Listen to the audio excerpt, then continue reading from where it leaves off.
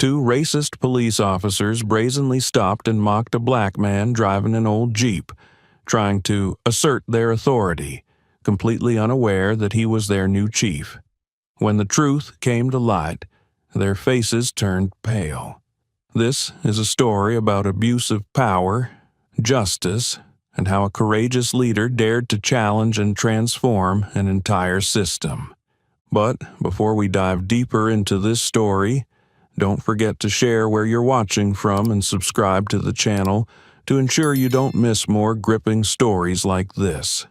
Marcus Johnson was a middle-aged man with a calm demeanor, yet his eyes always reflected firmness and determination.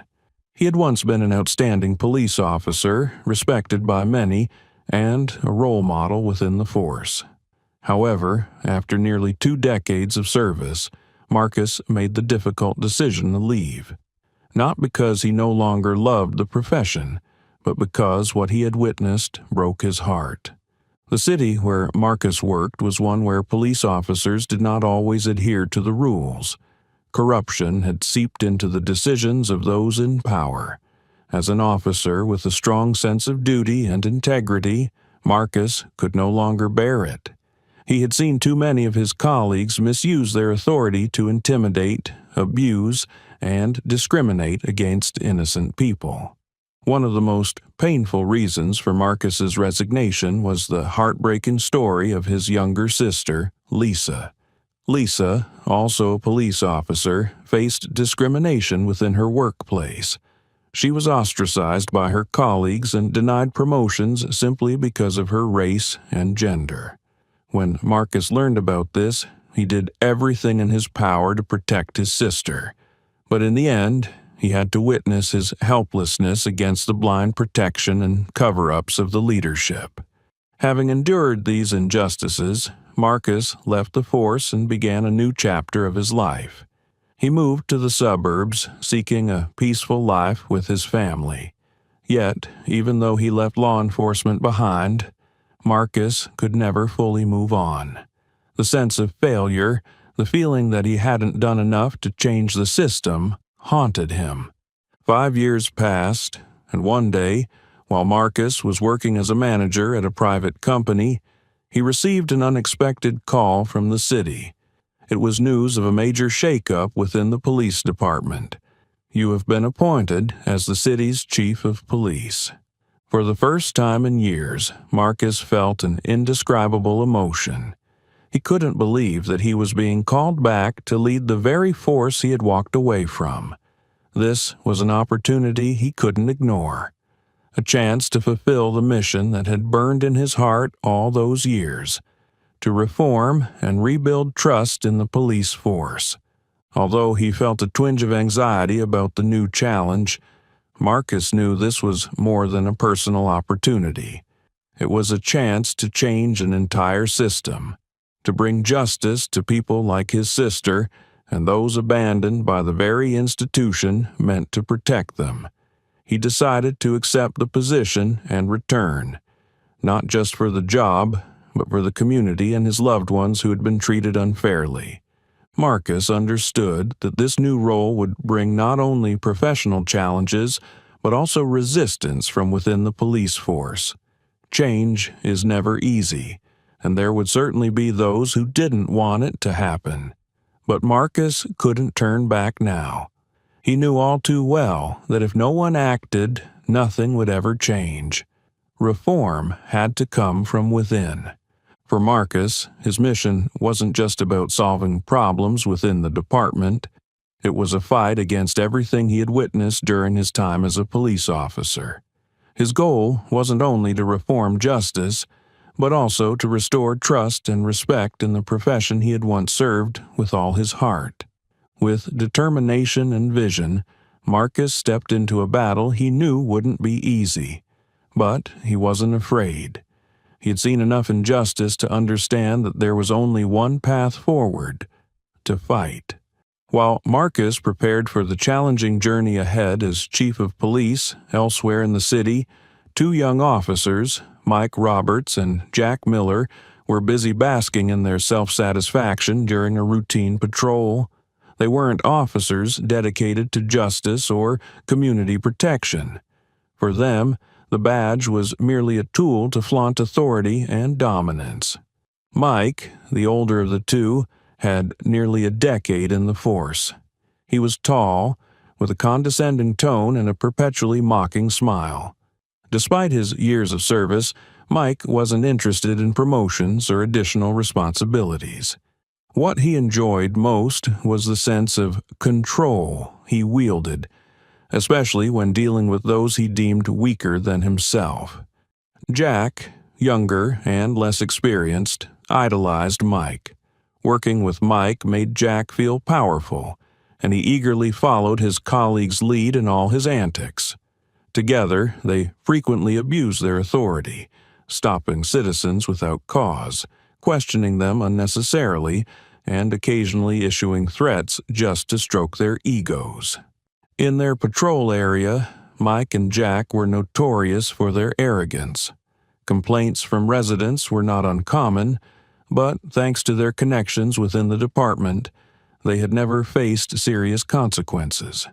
Public grievances were often dismissed or buried under falsified reports. One quiet evening, as Mike and Jack patrolled the suburban outskirts of the city, boredom weighed heavily on them.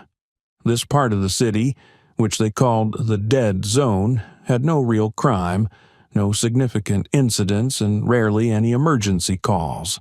For dedicated officers, a shift like this might signify peace in the city. But for Mike and Jack, it was intolerable monotony. "There's nothing to do out here," Jack complained, tapping the dashboard lightly with his foot. "How many times have we driven through this area without finding anything?" Mike glanced at Jack and laughed. "You've got to know how to make your fun, Jack. We don't need to wait for something to happen. We make it happen." As soon as he said this, they spotted an old, beat-up Jeep cruising slowly down the road ahead. The car's paint was peeling, and its body was dented in several places. The driver, from a distance, appeared to be a middle-aged man who didn't seem to belong to the area. To Mike and Jack, this was the perfect target to break the monotony. "Look at that," Mike said, pointing at the Jeep with an eager grin. "Looks like we've found some excitement for the night."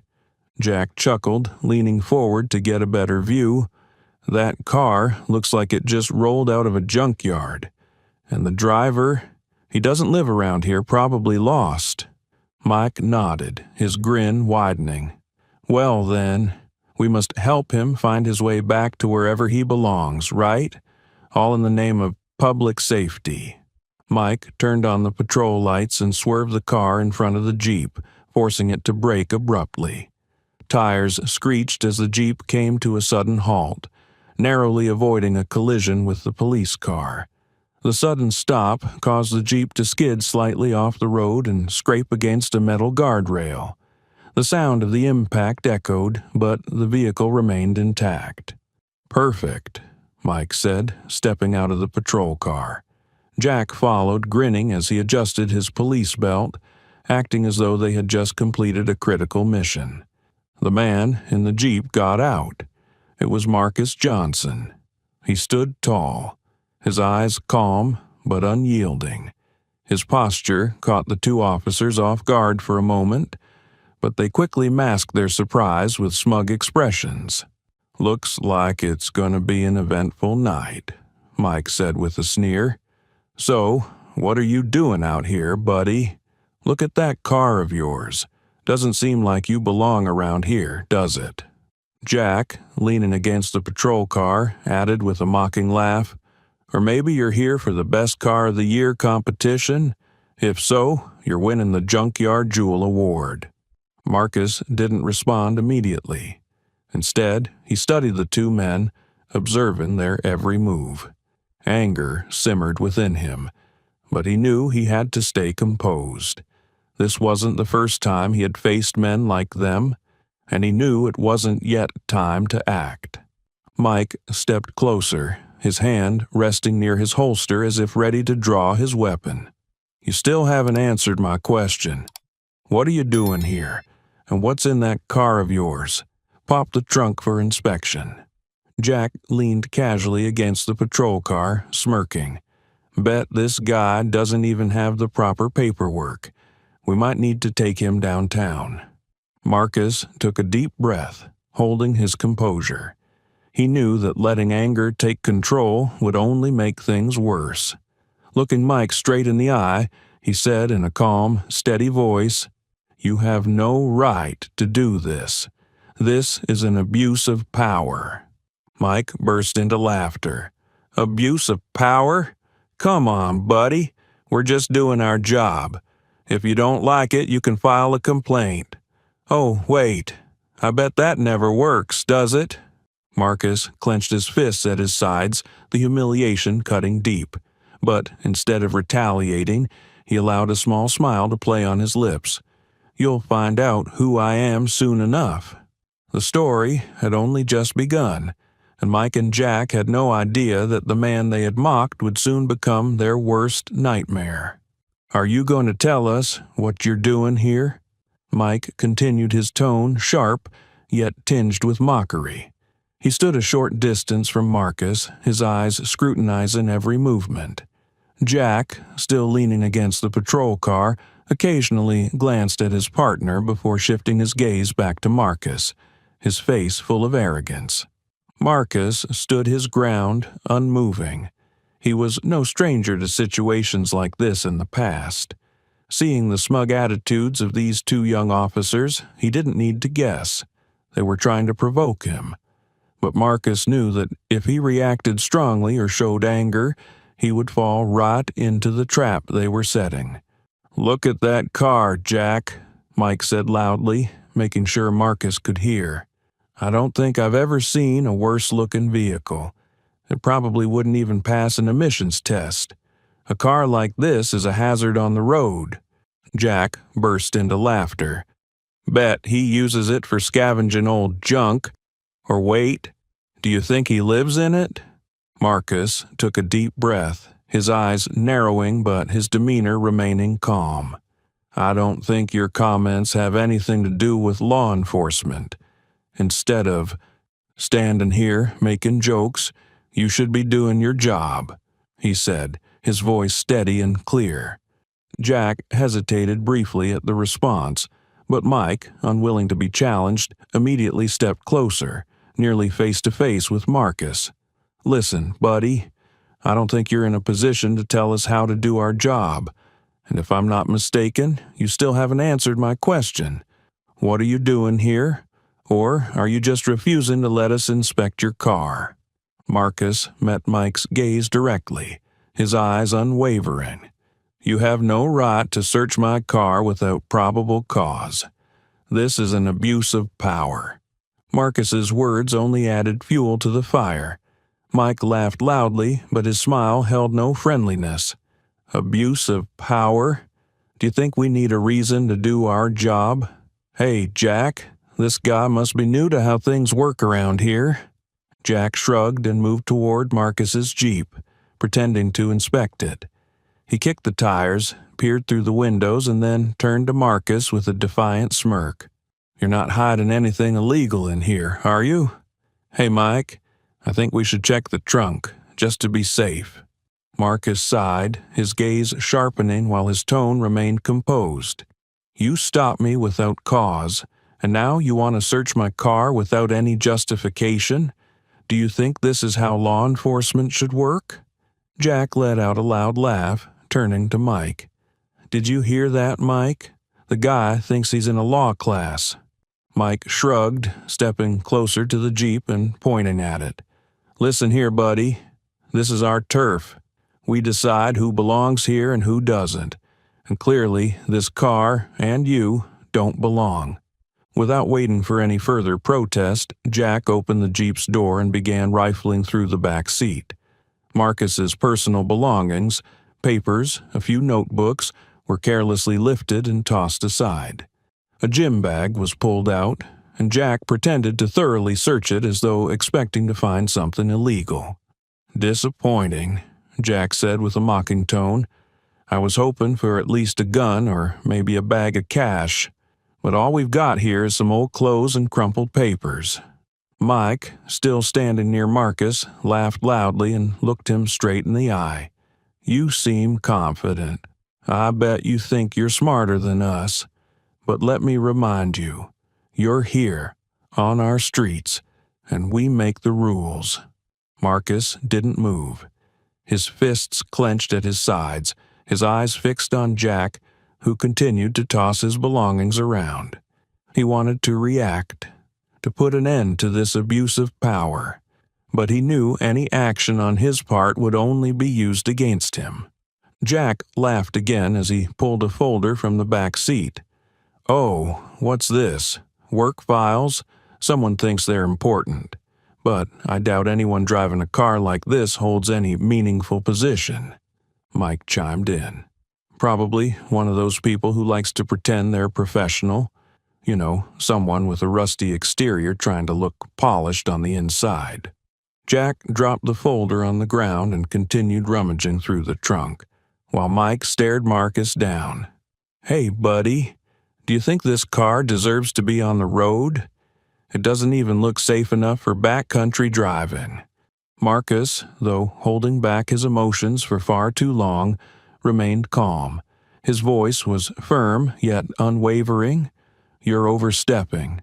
This is my personal property, and you have no right to continue searching for it." Marcus's statement caused Jack to pause briefly, but instead of recognizing his mistake, Jack turned to Mike and shrugged. "Looks like the guy doesn't want us touching his stuff. Maybe we should take him down to the station and see how he explains himself to the higher-ups." Marcus took a step forward, his tall stature suddenly making both officers feel the weight of his presence. "I'm not going anywhere, and you should stop what you're doing. Your actions are not just an abuse of power, they're a blatant violation of my rights. If you don't have a legitimate cause, you'd better stop." Mike, though trying to maintain his smug expression, was unsettled by Marcus's confidence, but he wasn't ready to admit fault. "All right, Jack, I think we've seen enough. Nothing's interesting here." Jack stepped back, throwing the folder into the trunk and slamming it shut. "What a waste of time," he muttered in frustration. "I hope we don't see you around here again, buddy." As Mike and Jack returned to their patrol car, they continued to mock Marcus. "Good luck finding your way home, pal. Next time, don't expect to get off this easy." The patrol car rolled away, leaving Marcus standing by the side of the road, his Jeep rummaged through, his belongings disordered, and his dignity challenged. Yet he didn't let anger take control. Marcus stood there for a moment, breathing deeply to regain his composure. In his mind, one thought was clearer than ever. "This is why I have to go back to the force. This is exactly what needs to change." As the patrol car's lights faded into the distance, Marcus continued reorganizing his belongings. However, before Mike and Jack could drive too far, he raised his head and called out in a calm yet ominous tone, "Don't worry, gentlemen. By tomorrow morning, you'll know exactly who I am." Mike and Jack heard the remark, prompting them to pause briefly. Jack turned to Mike, raising an eyebrow. "What did he just say? Sounded like a threat." Mike smirked, gripping the steering wheel tightly. "Just some arrogant guy. Probably thinks he's someone important." Jack shrugged, feigning indifference. "Maybe he thinks he's a lawyer or something. Either way, I'm not worried. If he wants to file a complaint, we've got the connections to handle it." Mike nodded, starting the car and driving off. "Exactly. People like him aren't worth our time." The city police department was unusually lively that day. News of the appointment of a new chief had spread quickly. Officers gathered in small groups, speculating about the incoming boss they had yet to meet. Some hoped for positive changes, while others worried about what the future might hold. Mike and Jack strolled into the station, still carrying their usual air of confidence. They were blissfully unaware of the significant event that was about to unfold. "I hear we're getting a new boss today," Jack said, pouring himself a cup of coffee. "Hope he's not the micromanaging type." Mike chuckled. "Whoever it is, it won't make a difference to us. We know how to do our jobs." Suddenly, the intercom buzzed to life. "All personnel, please assemble in the main hall in 10 minutes to welcome the new chief of police." Officers began making their way toward the hall. Mike and Jack followed leisurely, continuing their light-hearted banter. At precisely 9:00 a.m., all personnel gathered in the main hall. The room fell silent as officers filled the space, their curious eyes fixed on the stage where a microphone stood ready. The faint murmurs faded as the main doors swung open. Marcus stepped in, his posture upright, his gaze sharp, and his uniform immaculate, exuding the aura of a true leader.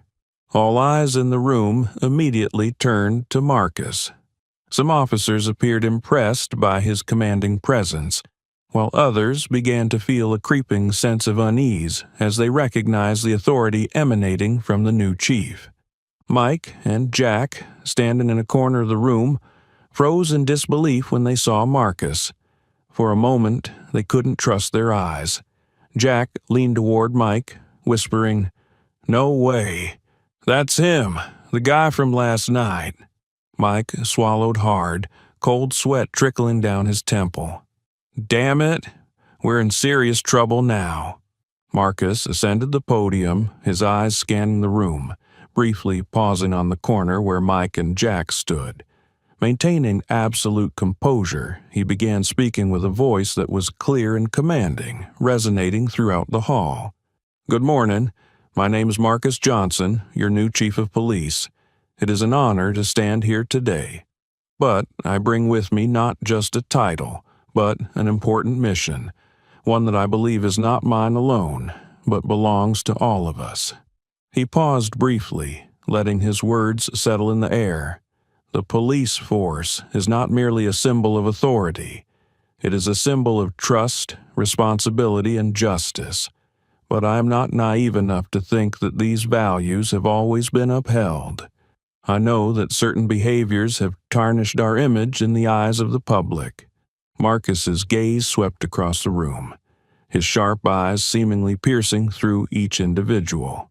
Abuse of power, discrimination, and irresponsibility will not be tolerated under my leadership.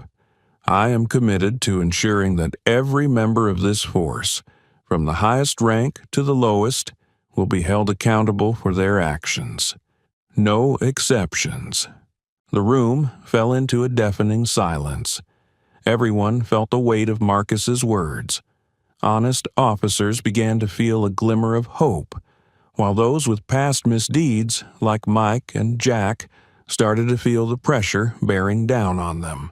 Marcus continued, "I have heard about the misconduct within our ranks. I know some have forgotten that this badge is not a personal privilege, but a responsibility to the community. Let me make it clear. Anyone who disrespects this responsibility will face the consequences." Once again, Marcus's gaze landed on Mike and Jack. Though he didn't call them out by name, both men felt as though his words were aimed directly at them. "Starting today, there will be changes," Marcus announced. "I urge all of you to prepare yourselves because I am not here to maintain the status quo. I am here to improve it." Ending his speech, Marcus stepped down from the podium. He didn't look back at Mike and Jack, but both knew that he had them in mind. As the room began to empty, murmurs of speculation filled the air. Some officers felt a mix of excitement and apprehension about the changes Marcus had hinted at, while others worried about facing the repercussions of their past behavior. Mike and Jack lingered in a corner, both uncharacteristically silent. Jack was the first to break the quiet. "What do you think he's going to do to us?" Mike shook his head, unsure of how to respond. "I don't know. But one thing's for sure, we can't let him gain the upper hand." Mike and Jack left the meeting room in prolonged silence. Marcus's words still echoed in their minds, each sentence cutting deep into their once confident demeanor. They couldn't deny the tension now weighing heavily on them. From the very moment Marcus had stepped into the room, they had sensed something was off. But when he walked up to the podium and introduced himself as the new chief, the realization hit them like a lightning bolt. He was the man they had stopped and mocked the night before. All morning, Mike and Jack tried to avoid crossing paths with Marcus. Yet every step they took in the station felt as though his eyes were following them. Even though Marcus hadn't said a word since the meeting, his presence alone, the calm intensity in his gaze and the way he observed everything around him made the atmosphere in the station palpably tense. During lunch, as they sat in the corner of the break room trying to keep their nerves in check, the door suddenly opened. Marcus walked in, holding a cup of coffee, his eyes scanning the crowded room. Though he didn't directly look at Mike and Jack, both of them felt an invisible weight pressing down on them. Jack whispered, "He's looking for us. I'm sure of it." "Stay calm," Mike replied, trying to mask his unease, but his hands gripped the edge of his chair tightly. "He can't do anything right now. We just have to wait and see what he does next." As Marcus left the room, Jack turned to Mike. "Did you notice? He doesn't even need to say anything. Just that look alone is enough to tell us what he wants." Mike nodded grimly. "Exactly. And that's what's terrifying. He knows we're scared and he wants us to feel it." The rest of the day, Mike and Jack could hardly focus on their duties. They constantly felt as if Marcus was watching their every move. Their colleagues didn't, seemed to notice their discomfort, but for Mike and Jack, every passing hour felt like mental torture. "We need to talk to him," Jack said as they left the station at the end of the day. "Apologize or beg for forgiveness. Something. We can't let this drag on." Mike shook his head. "I'm not sure that's a good idea. We need time to think, to figure out what he's planning before we make a move." Jack sighed, clearly dissatisfied with the response. "Time isn't on our side, Mike. He could act at any moment, and I don't want to wait for that to happen." Mike and Jack knew it was only a matter of time before Marcus acted, but they hadn't expected it to happen so quickly. Just hours after lunch, a message appeared on both their phones. "Roberts and Miller, report to the chief's office immediately." Jack stared at his screen, his heart pounding. This is going to end badly. Mike tried to keep his composure, but his voice betrayed his nervousness. "We don't have a choice. Let's go. It's best to face him and hope he just wants to issue a warning." The heavy click of the office door closing behind them felt like a death knell. The air in the room seemed stifling. Marcus sat behind his desk, his cold gaze tracking their every movement. "Sit down," Marcus said. His voice wasn't loud, but it carried enough weight to make both men feel the pressure bearing down on them. Mike and Jack sat down, neither daring to speak first. Marcus slowly pulled a file from his desk drawer, placed it on the desk, and opened it. Inside were reports, photographs, and, most notably, footage from the patrol car's dashboard camera the night before. "First," Marcus began, his eyes drilling into theirs, "I want to hear from you. Explain to me what you were doing on patrol last night." Mike and Jack exchanged glances, clearly searching for a way to justify their actions. But under Marcus's stern gaze, every lie seemed to get stuck in their throats. "What do you think Marcus should do in this situation? As a leader, would you punish them strictly to set an example, or give them a chance to redeem themselves? Share your thoughts in the comments below." Mike tried to keep his voice steady. "Sir, we were just doing our job. We noticed a suspicious vehicle in the area and wanted to ensure everything was safe. Safe? Marcus repeated, emphasizing the word. Stopping a car without cause, forcing the driver off the road, and searching personal property without any grounds. Is that how you define safe? Jack spoke up, his voice tinged with pleading. Chief, we didn't mean any harm. We just thought that the vehicle didn't belong in the area. We wanted to make sure everything was okay. Marcus leaned forward, his tone colder than ever. You thought your authority gave you the right to decide who belongs and who doesn't. You thought this badge was a tool to enforce your personal biases? He slid a printed image from the file across the desk toward them. It was a still from the patrol car footage, clearly showing Mike and Jack forcing Marcus's Jeep to the side of the road, followed by their actions of rummaging through his belongings. You don't need to explain further, Marcus said, his voice unwavering. I've seen the video, I've read the witness reports, and I've experienced firsthand how you treated me. Not as your chief, but as an ordinary citizen. Marcus stood, his gaze stern and unforgiving. What you did wasn't just irresponsible, it was an abuse of power. It was a violation of privacy and a threat to the safety of a citizen. Jack hung his head, unable to say a word. Mike, still trying to justify their actions, spoke with a voice that had started to falter. Chief, we honestly didn't know. We didn't know it was you. Marcus let out a faint, humorless laugh, his eyes sharp as knives. And if I wasn't your new chief, what then? Would you have mocked me more, pressed me further, or did you think no one would ever hold you accountable? Marcus returned to his seat, facing them squarely. Let me remind you, this badge does not grant you the freedom to act as you please.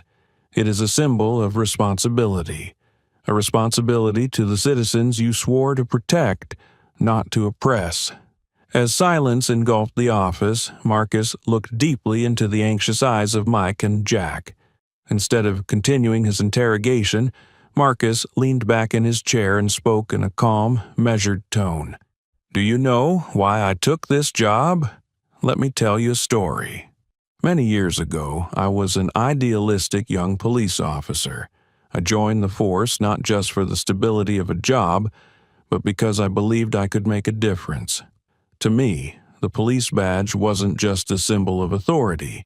It was a reminder of my responsibility to the community. I worked tirelessly to protect the vulnerable and to fight against injustice.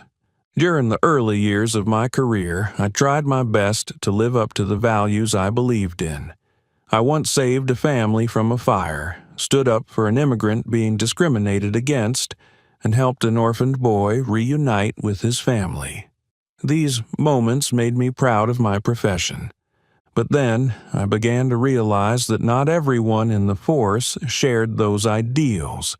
The whispers behind my back, the disdainful looks aimed at those who were different, and decisions tainted by prejudice began to reveal the darker side of the organization I served. The turning point in my journey came when my sister, Lisa, joined the police force. Lisa was intelligent and strong and shared my ideals. However, she wasn't treated with the respect she deserved. As a woman of color in law enforcement, she became the target of ridicule and discrimination from the very colleagues she trusted. I remember one evening, vividly, Lisa came home after her shift, her eyes red with anger and frustration. She told me about being deliberately excluded from important assignments, mocked for being told women don't belong in this field, and even falsely accused of mistakes she hadn't made. I fought for my sister. I reported these incidents to our superiors, but everything was swept under the rug. We don't want to disrupt the team, was the only response I received. In the end, Lisa couldn't bear the pressure and left the force, carrying with her the pain and injustice she endured. Watching my inability to protect my sister crushed me. I realized that the ideals I had once believed in had been corrupted by people who abused their power for personal gain. After a long struggle with myself, I decided to leave the force. I moved to the suburbs to live a quiet life with my family, trying to forget the injustices I had witnessed. But the peace didn't last. One day, I heard about an incident in the city. A young man was stopped by the police and shot simply because he didn't exit his vehicle quickly enough. Reading about it, I realized that the abuses of power I had witnessed hadn't just continued. They had grown worse. A conversation with Lisa changed everything. "You always said we have to fight for justice," she said. "But if we give up, who will do it?" Her words struck a chord in me. I realized that if I wanted to change, I couldn't stay away. I had to return, not as an ordinary officer, but as someone who could change the system from within. When the city offered me the position of chief of police, I knew it was my chance to fulfill the mission I had carried in my heart for so long. Marcus finished his story, his eyes now filled not with anger, but with unyielding determination. "I didn't come back for power or prestige. I came back because I refused to let what happened to my sister and to this community happen again, and I will not tolerate anyone using this badge for personal gain." Mike and Jack lowered their heads, unable to meet Marcus's gaze. They began to realize that the man standing before them wasn't just a police chief. He was someone carrying a powerful story and a profound mission. Marcus stood, his piercing eyes still fixed on them. "You think what you did last night doesn't matter. But I'm here to remind you that every action has consequences, and I will make sure those consequences happen." He set the file down on the desk, closing it with a decisive click. "You've lost not only my trust, but the trust of this community, and I cannot and will not tolerate that." Mike and Jack were speechless. They understood that every avenue for excuses had been shut. Marcus knew everything, and he had no intention of forgiving them. "Effective immediately, I am suspending both of you from duty," Marcus declared firmly. "You will surrender your badges and weapons and await further notice. I will also forward this report to the Oversight Committee to ensure your actions are thoroughly investigated." Jack opened his mouth to protest, but Marcus raised his hand to silence him. "I don't want to hear any excuses. Your actions have spoken louder than any words. Leave my office now." Mike and Jack left Marcus's office after the confrontation, but they were far from calm. Marcus's sharp words felt like knives cutting into their minds. Back at their desks, they exchanged looks but couldn't find the words to speak. Both knew that their worst days had yet to begin. Less than 24 hours later, Marcus called an emergency internal meeting. All personnel were required to attend, including Mike and Jack. The atmosphere at the police station was tense as everyone gathered, wondering what was about to unfold. Marcus entered the room, his presence commanding and his gaze unwavering. He wasted no time getting to the point. "Good morning. I made it very clear during my first meeting that I would not tolerate any actions that damage the integrity of this police force. Today, I must make a decision that I hope will serve as a lesson for all of us." He turned toward Mike and Jack, who were seated at the back of the room, their faces visibly uneasy. Mike Roberts and Jack Miller stepped forward. All eyes in the room turned to them. Mike and Jack stood, walking slowly to the front as if each step carried the weight of their impending fate. The room was so quiet that their heavy breaths could be heard. As they stood before Marcus, he looked directly at them, his voice clear and resolute. "Last night, after reviewing evidence from the patrol car cameras and witness statements, I made my decision." Marcus paused for a moment, letting his words sink in. Your actions not only violated departmental policy, but they also shattered the community's trust in this force. I cannot and will not tolerate that." He pulled out 2 documents from his pocket and placed them on the table. "You are both hereby terminated, effective immediately. Your badges, weapons, and all privileges are revoked. Furthermore, I will ensure that your misconduct is recorded in your files, making you ineligible to work in any law enforcement agency again." The room fell into stunned silence. Mike and Jack were frozen in disbelief. Jack tried to protest, his voice trembling. "Chief, we didn't mean to." Marcus raised a hand, cutting him off. "There is no justification for your actions. This isn't just a personal mistake. It's a betrayal of the responsibilities you were entrusted with.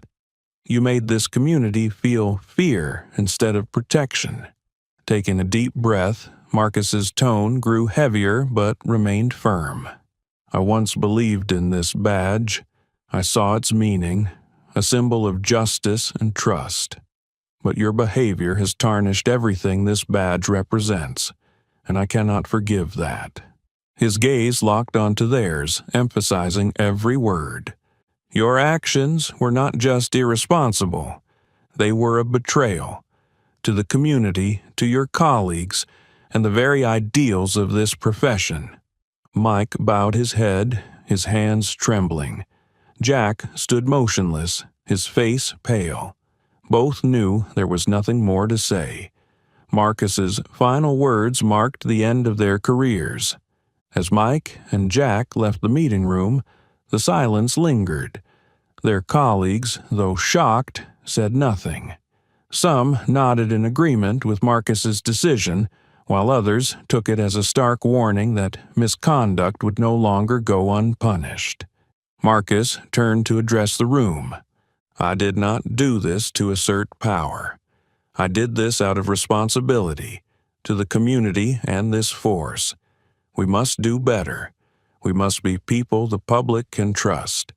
And if anyone here is unwilling to meet that standard, they have no place in this team." His words were met with silent acknowledgement.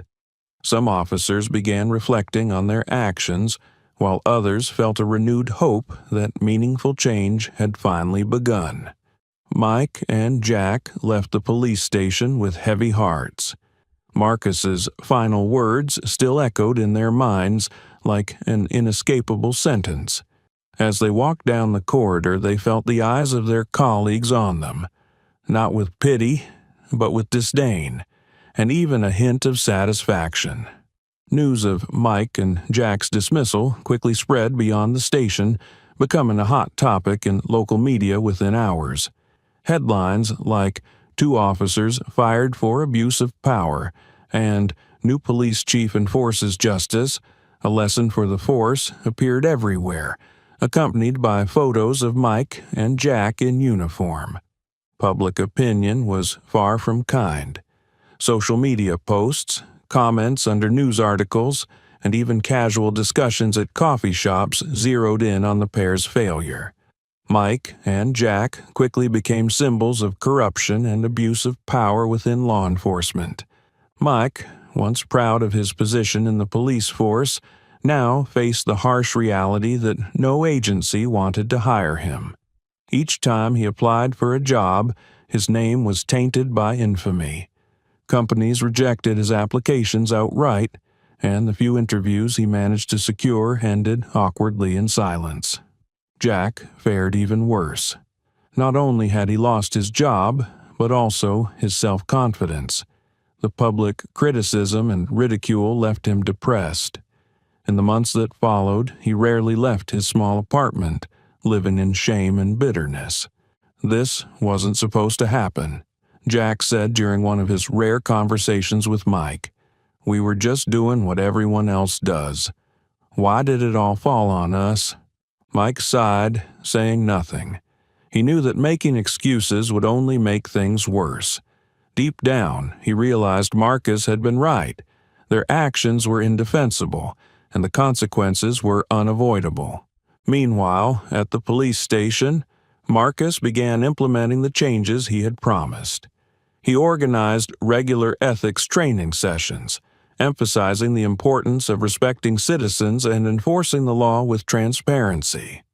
These discussions delved into not just the legalities of policing, but also how to treat communities, especially marginalized groups often overlooked or mistreated. "We're not just law enforcers," Marcus said during one training session. "We are protectors. We are responsible for every action we take, and if we fail to uphold that responsibility, we do not deserve this badge." Marcus's leadership sparked a wave of transformation. Initially, some officers were nervous, fearing that their past mistakes might come to light. But over time, honest and dedicated officers began to feel hopeful. They realized Marcus wasn't there for a witch hunt, but to rebuild trust within the force. The story of Mike and Jack became a lesson not just for the police department, but also for the community. Other officers recognized that abuse of power would no longer be ignored or tolerated. Some changed their ways, becoming more mindful of their actions. The community, though still skeptical, started noticing small but meaningful changes in how the police approached and addressed issues. One resident who had been harassed by Mike and Jack spoke out. "I didn't think this would happen, but now I have hope that the police here can truly change." Over time, Mike and Jack faded from the public eye. However, the stains on their reputations never disappeared. Each time they sought new opportunities, their names resurfaced in old articles, reminding them of their past mistakes. Mike tried to rebuild his life through small, menial jobs, but each day he grappled with the bitterness of what he had lost. Jack, unable to cope with reality, withdrew into isolation, cutting himself off from the world. Marcus, on the other hand, didn't stop. He continued building a police force that prioritized the community, aiming not just to enforce the law, but also to restore trust. He believed that every small change contributed to creating a better environment.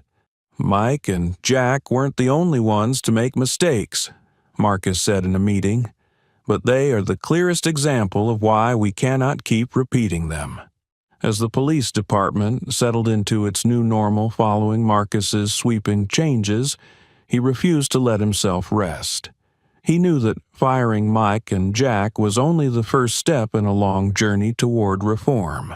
Marcus understood that addressing individual misconduct without tackling systemic issues would lead to only temporary progress. Marcus began hosting regular meetings with higher-ups and community representatives. He listened to feedback from all sides, not just from within the force, but also from those who had suffered under abusive policing. These candid discussions gave Marcus valuable insights into what needed to change and how to implement those changes. "A strong police force does not make people afraid," Marcus said during one meeting. "It makes people feel safe." He focused on creating new policies to ensure transparency in police operations. Patrol procedures were revised, with strict oversight through mandatory reports and camera recordings. Marcus also championed the establishment of an independent community oversight committee to ensure that misconduct would be addressed openly and fairly. One of Marcus's most significant reforms was introducing a mandatory training program for all recruits. This program emphasized not just the enforcement of laws, but also respect for human rights, humane conflict resolution, and the elimination of personal biases. Marcus often worked longer hours than anyone else, spending countless evenings reviewing reports, meeting with community members, and even participating directly in training sessions. One officer once asked him, "Chief, why don't you take a break? You've already done so much." Marcus simply smiled. "I'm not doing this just for myself. I'm doing it for the people who need us." If we don't change, who will? Gradually, Marcus's efforts began to bear fruit. Reports of misconduct dropped significantly. Relationships between the police and the community improved. Even those who had doubted the police force started to feel a renewed sense of hope. A woman who had once been a victim of police discrimination spoke at a community meeting. "I never thought I'd trust the police again.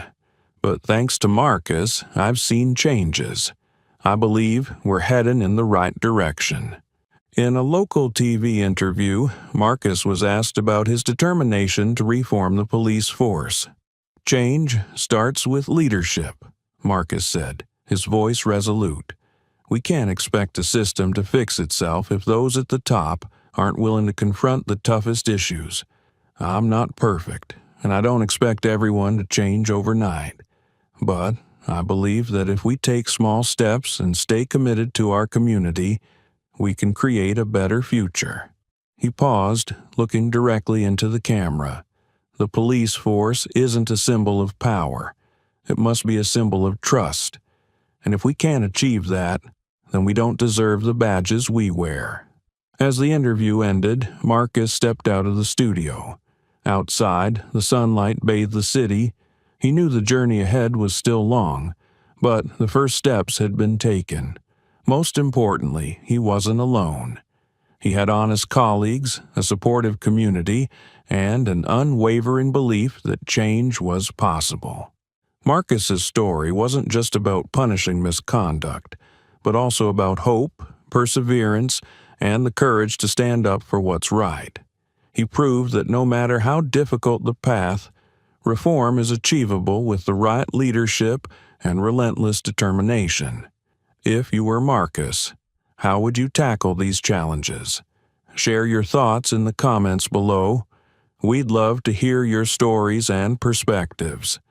Don't forget to like, share this story with your friends, and subscribe to the channel for more meaningful content.